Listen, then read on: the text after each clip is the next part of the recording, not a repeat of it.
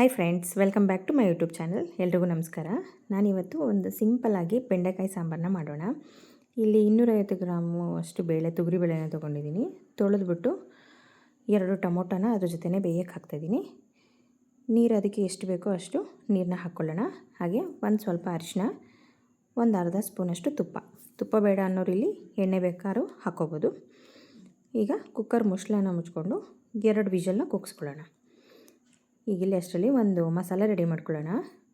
ಒಂದು ಬಟ್ಲಷ್ಟು ತೆಂಗಿನ ತುರಿ, ಒಂದು ನಿಂಬೆಹಣ್ಣು ಗಾತ್ರದಷ್ಟು ಹುಣಸೆಹಣ್ಣು, ಹಾಗೆ ಇಲ್ಲಿ ಒಂದು 2.5 ಇಂದ 3 ಸ್ಪೂನಷ್ಟು ಸಾಂಬಾರು ಪುಡಿ. ಖಾರ ಐತೆ ಅನ್ನೋರು 2-2.5 ಸ್ಪೂನಷ್ಟು ಹಾಕ್ಕೊಳ್ಳಿ. ಸಾಂಬಾರು ಪುಡಿ ಖಾರ ಇಲ್ಲ ಅನ್ನೋರು, ಮೀಡಿಯಮ್ ಆಗಿದೆ ಅನ್ನೋರು 3 ಸ್ಪೂನಷ್ಟು ಹಾಕ್ಕೊಳ್ಳಿ. ಹಾಗೆ ಬೇಯಿಸಿರ್ತಕ್ಕಂಥ ಟೊಮೊಟೊನ ಇದ್ರ ಜೊತೆಗೆ ಹಾಕ್ಕೊಂಡು ನುಣ್ಣಗೆ ಪೇಸ್ಟ್ ಮಾಡ್ಕೊಳ್ಳೋಣ. ಕುಕ್ಕರ್ 2 ವಿಷಲ್ ಕೂಗಿದೆ. ಅದರಲ್ಲಿ ಟೊಮೊಟೊನ ತೊಗೊಂಡು ನುಣ್ಣಗೆ ಪೇಸ್ಟ್ ಮಾಡ್ಕೊಳ್ಳೋಣ. ಒಂದು ಪಾತ್ರೆನ ಇಟ್ಕೊಂಡು ಪಾತ್ರೆ ಕಾಯ್ದ ಒಂದು ಅರ್ಧ ಸ್ಪೂನಷ್ಟು ಸಾಸಿವೆನ ಹಾಕೋಣ. 1-2 ಸ್ಪೂನಷ್ಟು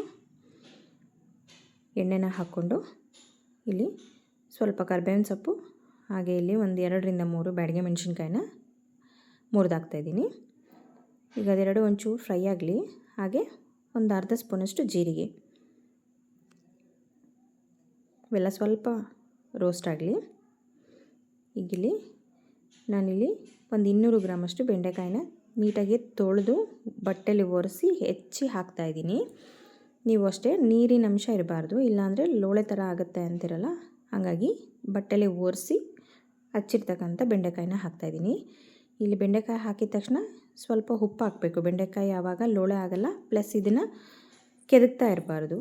ಸ್ವಲ್ಪ ಒಂದು 5 ನಿಮಿಷಗಳ ಕಾಲ ಹಾಗೆ ಮುಚ್ಚಿಬಿಟ್ಟು ಬೇಯಕ್ಕೆ ಬಿಟ್ಬಿಡೋಣ. ನೋಡಿ, ಈಗ ಬೆಂದಿದೆ. ಯಾವುದೇ ರೀತಿಯಾದ ಲೋಳೆನೂ ಆಗಲ್ಲ. ಸಾಂಬಾರಲ್ಲೂ ಅಷ್ಟೇ ಲೋಳೆ ಥರ ಇರೋದೇ ಇಲ್ಲ. ಈಗ ಇಲ್ಲಿ ಬೇಳೆ ಬೇಯಿಸಿರ್ತಕ್ಕಂಥ ತಿಳಿನ ಹಾಕ್ಕೊಳ್ಳೋಣ. ಬೇಳೆ ಕಟ್ಟನ್ನ, ಇದು ಬೆಂಡೆಕಾಯಿ ಬೇಯೋ ಅಷ್ಟು ಬೇಳೆ ತಿಳಿ ಕಟ್ಟನ್ನ ಇಲ್ಲಿ ಸೇರಿಸ್ಕೊಳ್ಳೋಣ.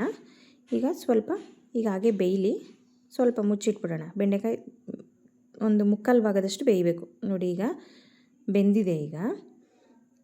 ಈಗಿಲ್ಲಿ ಮಸಾಲೆನ ನೋಡಿ ಈ ರೀತಿಯಾಗಿ ನುಣ್ಣಗೆ ರುಬ್ಕೋಬೇಕು.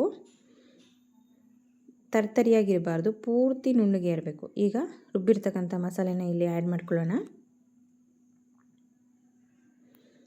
ಈಗಿಲ್ಲಿ ನೀರು ಬೇಳೆ ತಿಳಿನೇ ಇರೋದನ್ನ ನಾನು ಇಲ್ಲಿ ಸೇರಿಸ್ಕೊತಾ ಇದ್ದೀನಿ. ನೋಡಿ, ಇಲ್ಲಿ ಬೇಳೆನೂ ಅಷ್ಟೇ ಬೆಂದಿದೆ ಚೆನ್ನಾಗಿ. ಈಗ ಎಲ್ಲನೂ ಹಾಕ್ಕೊಂಡು ಸ್ವಲ್ಪ ಗಟ್ಟಿ ಅನಿಸಿದ್ರೆ ಸ್ವಲ್ಪ ನೀರನ್ನ ಆ್ಯಡ್ ಮಾಡ್ಕೊಳ್ಳಿ.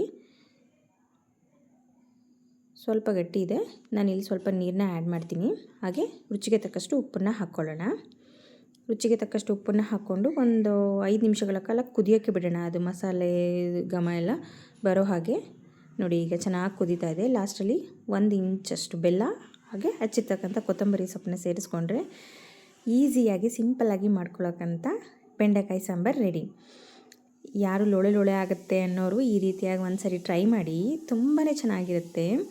ಯಾರು ನನ್ನ ಚಾನಲ್ನ ಸಬ್ಸ್ಕ್ರೈಬ್ ಮಾಡದೆ ನೋಡ್ತಾ ಇದ್ದೀರೋ, ಪ್ಲೀಸ್ ಎಲ್ಲರೂ ಸಬ್ಸ್ಕ್ರೈಬ್ ಆಗಿ, ಹಾಗೆ ಫ್ಯಾಮಿಲಿ ಫ್ರೆಂಡ್ಸ್ ಜೊತೆ ಶೇರ್ ಮಾಡಿ, ಹಾಗೆ ಲೈಕ್ ಮಾಡಿ. ಏನೇ ಮಿಸ್ಟೇಕ್ಸ್ ಇದ್ದರೂ ಕಮೆಂಟಲ್ಲಿ ತಿಳಿಸಿ. Thank you.